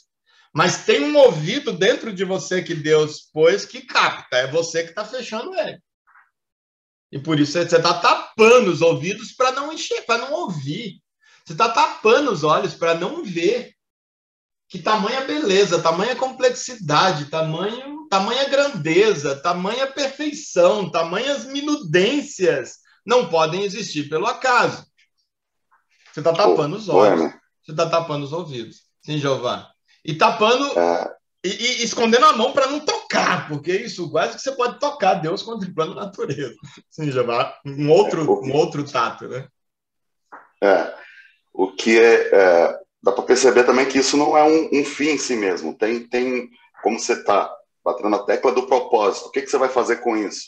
O que você vai fazer com essa revelação, mesmo que transcendental, mesmo que seja embrionário, o que você vai fazer com isso? E aí isso, em minha percepção, também reflete na questão de prestar conta, porque muita gente fica mensurando Deus dentro da religião e parece que essas pessoas que estão fora da religião não têm uma referência, um parâmetro para dizer assim, você não conheceu Deus, eu não conheci Deus porque eu não tive contato com a religião, não tive contato com a Bíblia, não tive contato com a revelação de Deus convencional, assim, com uma pregação humana. E aí a gente dá para ver como vai ser um julgamento dessa dádiva que Deus nos dá, que como se dissesse assim, aquilo que é dado é aquilo que será cobrado, né, que a Bíblia fala. Então, diante disso que nos é oferecido, que é essa pregação através da natureza, se as pessoas tiveram apenas essa porção, vai ser isso que ela vai ter como base, como referência de julgamento, né? Sim, é verdade. Perfeito, Jeová, bem lembrado, exatamente. Então, essa coisa de se existe, a natureza está eloquentemente me dizendo que existe esse ser, que eu não sou obra do acaso, como você falou. Então, eu tenho que buscar nele, de alguma forma, um acesso a ele, ou alguma coisa que ele tenha escrito, algum recado, seja o que for, eu tenho que captar alguma mensagem sobre o propósito da minha existência, para eu não vivê-la como um vazio, né? Exatamente porque eu vivê-la como um vazio é o que vai ser indesculpável. Eu incentivo vocês a lerem lá esse contexto do capítulo 1 de Romanos, né? Nós seremos indesculpáveis. Ninguém tem desculpa para viver um completo vazio, como foi a vida de Salomão, e a gente viu na introdução número 1. Que além de fazer um mal tremendo para si, porque rompe com a relação com Deus, e Deus o abandonou, ainda fez um mal para uma nação inteira, por viver aquele vazio e viver exclusivamente para suas próprias vontades, né? E aí, como você falou, então, Jeová, esse propósito pode ser, é o meu entendimento. E aqui eu digo, eu posso estar equivocado, porque eu não tenho uma base absoluta para dizer, mas eu tenho um texto aqui, acolá na Bíblia, que me dá margem para isso, é como eu vejo. Para mim, não faria sentido que antes, por exemplo, da revelação de Jesus, quem não conheceu a explicação sobre Jesus em si, para aceitar Jesus como seu Senhor e Salvador, que só pode ser salvo quem faz essa declaração e entendeu Jesus, entendeu o Evangelho, porque nós estaríamos dizendo que os 4.000 anos antes de Jesus, todos se perderam, inclusive os profetas, inclusive Moisés, inclusive Davi, etc. Porque nenhum deles teve a revelação de Jesus, como nós temos hoje, como o Evangelho nos apresenta. E se cada um invoca dentro daquilo que tem, da realidade que tem, como você muito bem falou, Jeová, vai ser julgado de acordo com aquilo que lhe foi apresentado, que lhe foi dado, de conhecimento para continuar essa busca e para buscar. E tem gente, eu gosto daquele... Aí. Como? Fica de olho aí, que eu acho que caiu do Jeová. Tá. Eu acho que ele apita aqui se ele voltar. Dos textos com base no qual eu digo que às vezes a pessoa que nem está na religião, aspas, na religião correta, né? A pessoa nem estava na religião correta, ou ela sequer estava na religião, também entre aspas, porque religião, enquanto algo que liga a Deus, ele pode não estar nas religiões que a gente criou e pode estar na verdadeira religião de Deus, como diz Tiago, que é a cuidar do órfão e da viúva, e se manter livre das contaminações desse mundo. Tiago diz que essa é a verdadeira religião. Então, ele pode não estar na religião, em nenhuma religião, entre aspas, que é dessas que nós, seres humanos, criamos, mas está nessa verdadeira. Não ter ouvido nada sobre Jesus, não conhecer Jesus. Mas naquele dia, a Bíblia diz, Jesus falou que naquele dia, quando vai colocar à direita os que estão salvos e à esquerda os que estão perdidos e que vão para a perdição eterna. E ele diz lá, aqui à direita estão os que eu tive fome, me deram de comer, eu tive sede, me deram de beber. É o que cuidou, em resumo, do órfão e da viúva. Quem não tem é o órfão e da viúva, é a pessoa que não tem ninguém por ela. Aí da esquerda é vocês, vocês que não me deram, eu estava com fome, vocês não me deram comida, eu estava com sede, vocês não me deram bebida, etc, etc, etc. Eu estava preso, vocês não foram me visitar, eu estava doente no hospital, vocês não me assistiram. Eu não conheço vocês, eu não tive relacionamento com vocês. E aí, do lado esquerdo, esses que vão para a perdição e que não se relacionaram com Jesus, muitos vão ser religiosos. Eles vão dizer, mas Jesus, quando que a gente te viu na situação e não cuidou? Pelo contrário, estou somando 2 textos. Pelo contrário, a gente estava ali, a gente expulsava demônio no teu nome, a gente te conhecia, a gente profetizava no teu nome, a gente pregava no teu nome, a gente fazia tudo no teu nome, a gente te conhecia, a gente estava sentado ao redor da tua mesa. Como assim que o Senhor nunca conheceu a gente? Eles afastam-se de mim, vocês que praticavam iniquidade, vocês que não olhavam para o próximo com um olhar de amor e não cuidavam do seu próximo.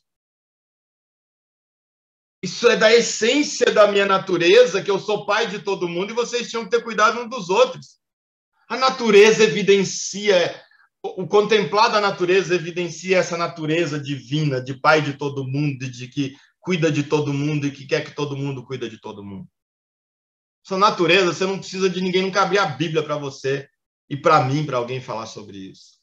E se a pessoa busca com sinceridade, invocando com religião, sem religião, em qualquer época, em qualquer lugar, se não tiver o acesso do cognoscível sobre Deus, igual a gente tem na Bíblia, etc., mas Deus se revela para ele fora disso, pela falta de oportunidade dele, e essa pessoa no seu mundinho, na sua vidinha, estava lá cuidando do órfão, cuidando da viúva, e não era com motivações eleitoreiras, com motivações de status, de osso, fulano como ele ajuda, como ela ajuda, e não era com a motivação de eu vou comprar um lugar no céu, não era com a motivação de eu vou me evoluir, vou ser um ser de luz. Não, a motivação é o próximo pelo próximo. É acabar com a fome dele e nada mais. É acabar com a sede dele, desse pequenininho, que é um pequenininho igual eu, mas que está numa situação de necessidade. Se a motivação é essa, só o Espírito Santo de Deus pode dar uma motivação pura dessa para um ser humano cuidar de outro ser humano. E essa pessoa estava se relacionando com Deus sem saber. E ela vai ouvir de Deus naquele dia, você vem. E Jesus diz, naquela parede que ele está contando e revelando, ele diz, e muitos desses que vão estar do lado direito vão dizer assim, Senhor, não que eu não queira, mas assim, eu quero, eu aceito, óbvio, eu recebo, né? Mas assim, é só uma curiosidade. Quando é que a gente te viu com fome e te deu comida? Quando é que a gente te viu com sede e te deu bebida? Eles nunca aprenderam que quando a gente faz para Jesus, então vamos fazer porque Jesus vai recompensar. Eles nunca aprenderam nada disso. Simplesmente foram lá e fizeram. E Jesus disse, a gente se relacionou, como João disse, quando você diz que ama o seu próximo, ama Deus e não ama o seu próximo, está deixando o seu próximo passar necessidade, está agindo com falta de amor, você está vivendo contra a existência do seu próximo ou indiferente à existência dele. João diz, você é mentiroso e você não se relaciona com Deus coisíssima nenhuma. É por isso que Jesus vai dizer, eu me relaciono com vocês ou não, na medida em que vocês se relacionaram ou não com os próximos de vocês. É simples assim. Então, essa contemplação da natureza já é uma pregação eloquente o suficiente, que tem elementos suficientes, porque tem a natureza divina nela. Nós lemos o texto, não é eu que estou dizendo. Já tem a sua natureza divina, e com base na percepção da natureza divina, pela contemplação da natureza, ou seja, pelo ouvir a pregação eloquente da natureza, já tem elementos suficientes para Deus se revelar para essa pessoa e essa pessoa viver de maneira condizente com essa natureza divina e se relacionar com o seu próximo de acordo com essa natureza divina. E ele começa, então, essa invocação abstrata. Eu estou invocando esse Deus, que eu não sei quem é, eu não sei o nome, eu não sei se eu viro para cá, eu não sei se eu viro para cá, eu não sei se eu viro para baixo, eu não sei como é que eu invoco, mas eu estou invocando, ô Deus, ou não sei se é Deus que eu chamo. O pessoal está chamando Deus. O senhor está por aí mesmo? O senhor existe? Eu sei que existe. O senhor consegue me ouvir? É claro que pode, que idiota eu perguntar isso. Então, eu vou falar... Se o senhor tem como me revelar para mim, eu sei que é muito abuso da minha parte, mas eu preciso entender o sentido da minha vida. Para que eu estou aqui? É tudo bonito demais para a minha vida ser um vazio. Tem como o senhor me revelar? Eu vou agradecer demais, eu morro de medo de viver o vazio. Aí no outro dia eu faço de novo essa oração desse jeito.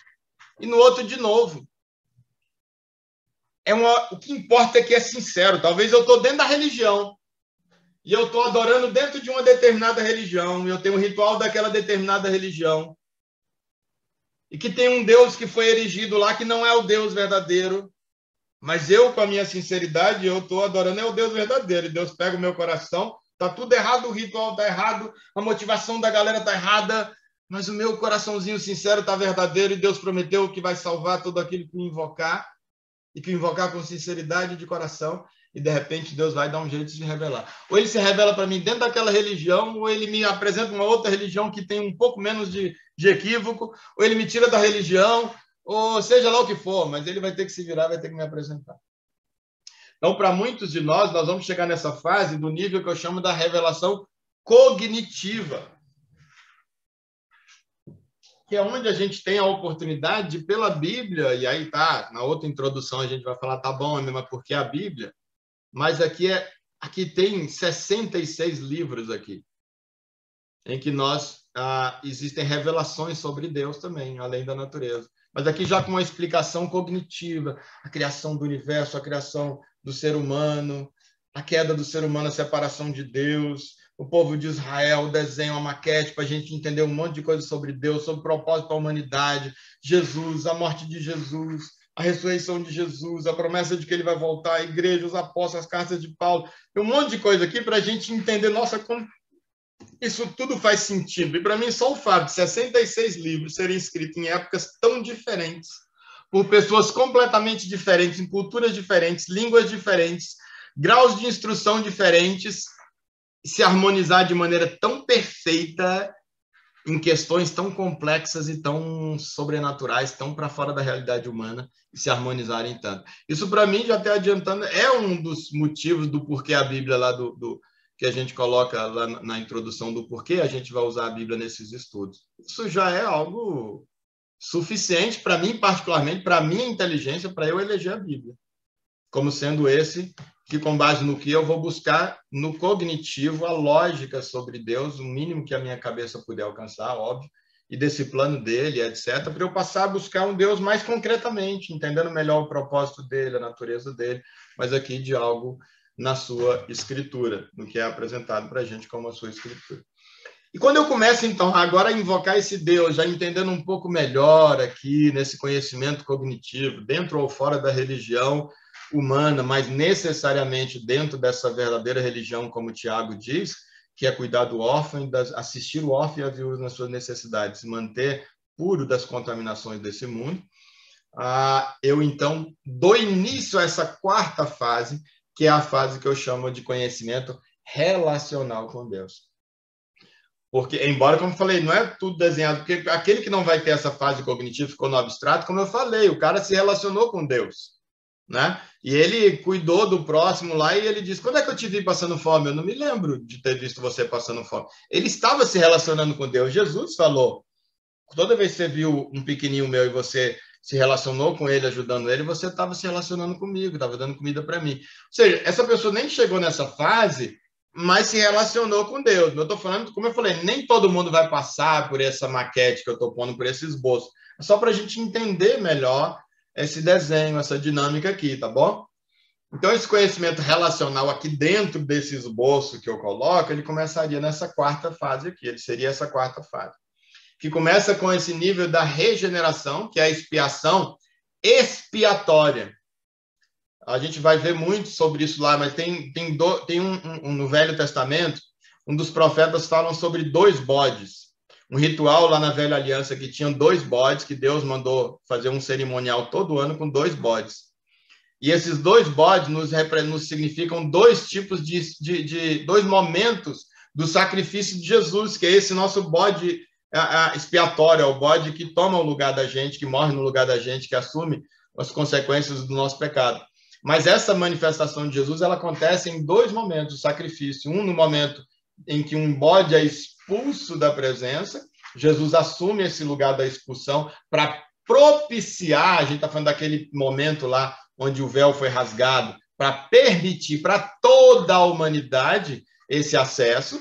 Então, toda a humanidade pode ter acesso, mas uma segunda evidência, manifestação, resultado dessa justificação desse sacrifício de Jesus, é quando isso passa a fazer sentido para mim, concretamente. É quando eu admito e aceito esse sacrifício de Jesus para mim, admito o sacrifício dele, reconheço que sou pecador, me arrependo dos meus pecados e aceito que os meus pecados tenham sido colocados sobre Jesus, e eu vivo a vida aqui como ela tem que ser vivida, e esse perdão não é revogado, e aí, então, é onde ele é, de fato, essa justificação expiatória, porque tira, de fato e definitivamente de mim, em concreto, os pecados que pesavam sobre mim. A justificação propiciatória, ela propicia para toda a humanidade, que seria representado por aquele bode propiciatório, propicia para toda a humanidade esse acesso, inclusive da própria contemplação. Mas para isso se tornar realidade para mim, é necessário essa justificação, justificar é tornar justo, essa justificação expiatória, que tira, de fato, esse pecado de mim e o mal, as consequências do mal de mim. Então, é esse nível da regeneração, é onde ele surte esse efeito, onde eu posso ter uma intimidade agora com Deus, um relacionamento com Deus de verdade, não apenas agora no nível de poder contemplar a natureza, de ouvir a sua voz e minimamente entender na minha razão para gerar a fé que é necessária, mas já num outro nível agora, onde eu posso, de fato, ter o Espírito Santo habitando em mim, e eu posso conversar com ele, eu posso ouvi-lo no Espírito, não aqui com esses sentidos, etc., e eu posso ter minha vida pautada por ele. E aí o segundo nível, agora ainda nessa fase do conhecimento relacional, que é o nível da santificação, que a gente também vai ver ao longo do livro. É onde Deus, em cada área da vida, agora que o Espírito Santo já está habitando em mim, trabalhando comigo, estou me relacionando aqui no meu íntimo com ele, no meu espírito, a cada área da minha vida, o Espírito Santo, ele vai cuidando. Olha, você tem uma propensão aqui equivocada na área sexual, você está sendo dominado pelos seus instintos e por causa disso está vivendo contra Deus, contra o próximo. Você não está lidando com o sexo de uma maneira saudável para você mesmo e saudável para o seu próximo. Então, o Espírito Santo vai começar a tratar com você nessa área. A outra área é a área do dinheiro. Olha, você não está lidando legal com o dinheiro. A maneira como você está lidando com o dinheiro, você se ofende e você ofende o seu próximo, seus irmãos, também filhos de Deus. E o Espírito Santo vai começar a trabalhar com você nessa área.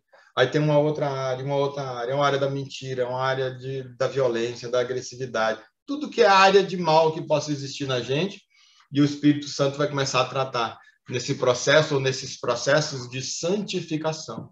O Espírito Santo vai moldando, a gente vai aprendendo aos poucos, ele não só nos ensina, mas nos dá capacidade para agir da maneira correta e etc.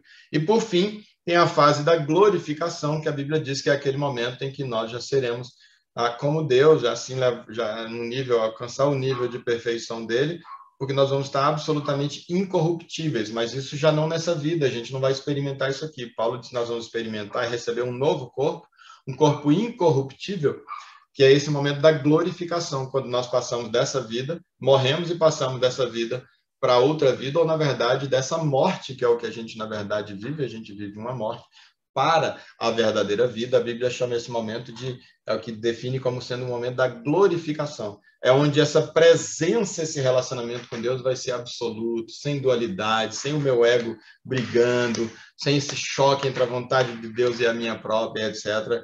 E é onde no céu essa harmonia perfeita entre a minha vontade e a vontade dele. Por isso que vai ser tudo muito legal, e a gente vai também ver isso ao longo do livro, e sobre essa nova Jerusalém que Deus nos promete, né?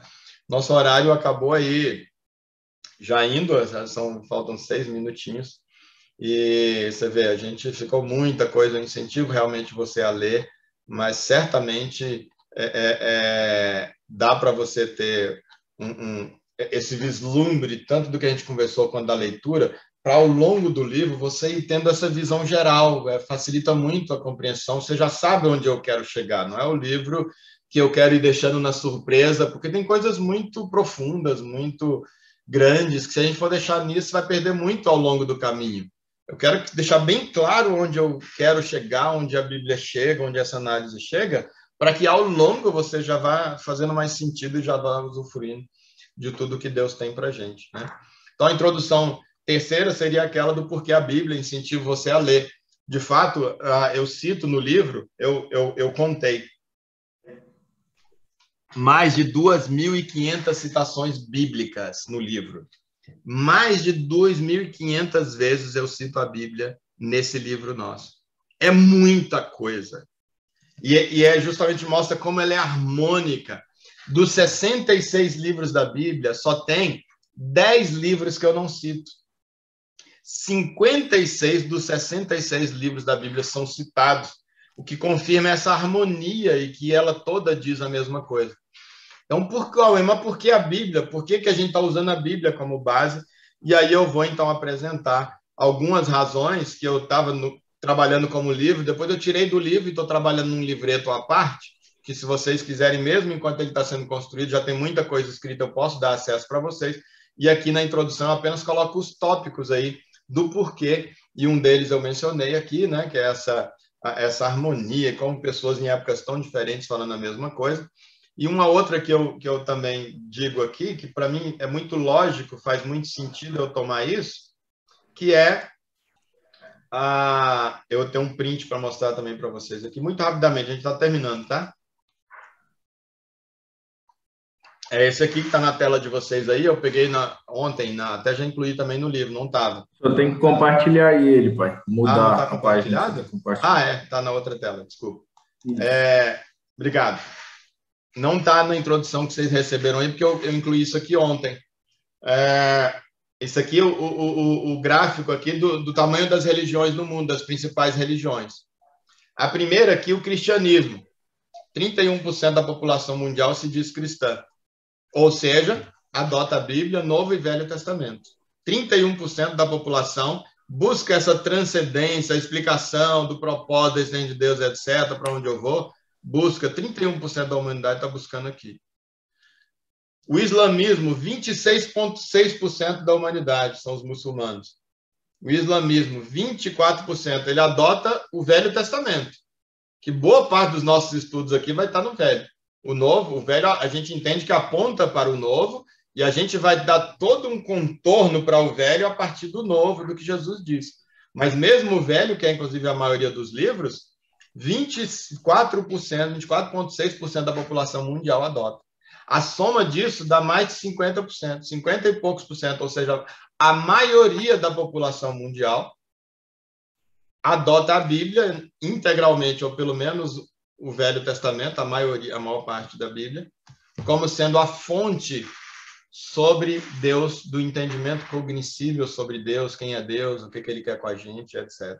Então, isso para mim fala muito, para dizer, puxa, se eu estiver enganado, beleza, mas tem mais de 50% da humanidade busca nessa mesma fonte. Por que eu não vou buscar? É inteligente. Só não é inteligente eu dizer assim, só por causa disso eu vou ficar e vou fechar com a Bíblia. Não é essa a proposta. A proposta é inteligente se tem tanta gente, tanta religião tomando como base, cara, é inteligente eu estudá-la.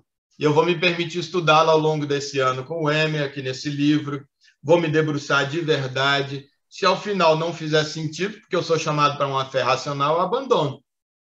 Se fizer sentido, eu vou invocar de acordo com essa especificidade. E depois que Deus se revelar para mim, a partir disso, um abraço. Aí já nem é mais questão de razão. Aí já transcende. Até se a razão começar a negar, como é a experiência no espírito, é como eu digo, se a ciência provar, como provou que, como é claro que 1 mais 1 é 2. Se a ciência provar para mim que Deus não existe, não vai nem feder nem cheirar para mim. Não muda nada, porque hoje não é mais. Passou pela minha razão, e ainda passa, mas não está mais nela. Agora, meu relacionamento com esse transcendente já está para muito além. Ele acontece no transcendente. Ele acontece no meu espírito, em um lugar onde a verdade se manifesta de uma maneira muito mais palpável e concreta do que esse mundo material. Então, o que a ciência prova contra o que o meu espírito assimila e já vivencia, já não terá mais nem importância. Não vai ter mais esse poder. Então, aí no final desse tópico que eu falo sobre aquele pressuposto que eu falei, são premissas ocultas mesmo. No final desse tópico é o que eu vou dizer. E depois, no como utilizar a Bíblia, a introdução número 4, no como utilizar a Bíblia, eu vou para aqueles que não conhecem falar um pouco como a Bíblia se divide, né? As siglas, para quem não está afeiçoado às siglas. E aí falo de alguma diferença da Bíblia evangélica para a Igreja Católica. Alguns vão ler na Bíblia Católica e alguns na Evangélica. Como eu vou estar citando textos da Bíblia Evangélica, embora algumas versões eu leio na versão católica, mas a referência que eu cito lá é a referência bíblica da Igreja Católica, da Igreja Evangélica. Então, se você for ler na Bíblia da Igreja Católica, é bom que você veja aqui alguns dos livros que dá alguma diferença. Eu vou citar uma coisa, você vai ter que fazer um cálculozinho para saber onde está, mas elas contêm a mesma coisa, não vai ter diferença, não. Tudo que eu citar vai ter na Bíblia Católica também. Então é isso. E aí o desafio aqui no final, de verdade, de que nós possamos nos debruçar, como aquele texto que eu estou sempre repetindo, né? Eu vou ver ele de novo aqui, estamos fechando. Isaías, capítulo 66, versículo 2a, a promessa de Deus através do profeta Isaías. Darei, pois, a minha atenção e estima ao humilde e arrependido de espírito, que dedica seu amor reverente à sua palavra. Eu entendo que essa palavra de Deus realmente é essa aqui, não apenas ela aqui, mas essa que o Espírito Santo vai transformar em vida, está para muito além disso, mas passa por ela. Na medida em que a gente dedica esse amor reverente, Deus se revela e dá a sua atenção e estima, e a presença dele, imagina, é muito... Se tem o melhor da estima e atenção dele que a gente quer é a própria presença dele, porque no final das contas é isso que a gente está buscando. Embora, claro, vai ser muito bem-vindo também as bênçãos que ele possa nos trazer, mas o que a gente de fato está buscando é essa presença dele. E que ele, então, na medida em que ele vê a nossa sinceridade na busca, ele vai também se revelar para a gente, né? Eu concluo, então, aqui, por causa do nosso tempo, E eu deixo aberto aí, então, para quem, se alguém quiser complementar e questionar e etc. E aqueles que, por acaso, precisarem, como nosso compromisso é até às 10, podem ficar à vontade. Já cumpriu o nosso compromisso, que era até às 10 horas. Eu quero agradecer a cada um de vocês. Deus dê graça. Amém. Então, acho que não tem ninguém que tenha alguma coisa para colocar mais, né, sobre o conteúdo mesmo. Que Deus nos dê essa graça, essa é a minha oração, que aquilo que for verdade do que eu compartilhei aqui, que fique, Deus, que o Espírito Santo grave no nosso coração. Se alguma coisa de algum equívoco que eu falei, eu estou sujeito, eu sou um ser humano. Se alguma coisa que eu falei é equivocado, que o Espírito Santo dê o discernimento para vocês, ou até de preferência que saia, que nem fique na mente de vocês e nem na minha, mas que realmente o que é verdade, o que é a palavra de Deus para nós, que fique gravado no nosso coração, que da mesma forma como eu assisti o filme Paixão de Cristo, despertou no Fabrício esse desejo maior de Deus, impulsionou mais para Deus e para buscar as coisas de Deus, que assim também que as verdades aqui hoje compartilhadas, uma vez gravadas no nosso espírito pelo Espírito Santo, que elas também possam nos despertar cada vez mais para essa busca, inclusive no que diz respeito a essas meditações ao longo do ano. No nome de Jesus, eu oro, e se alguém quiser orar mais alguma coisa, fique à vontade. Amém. Valeu, gente. Deus abençoe. Valeu. Tamo junto aí. Valeu, com Deus. Valeu.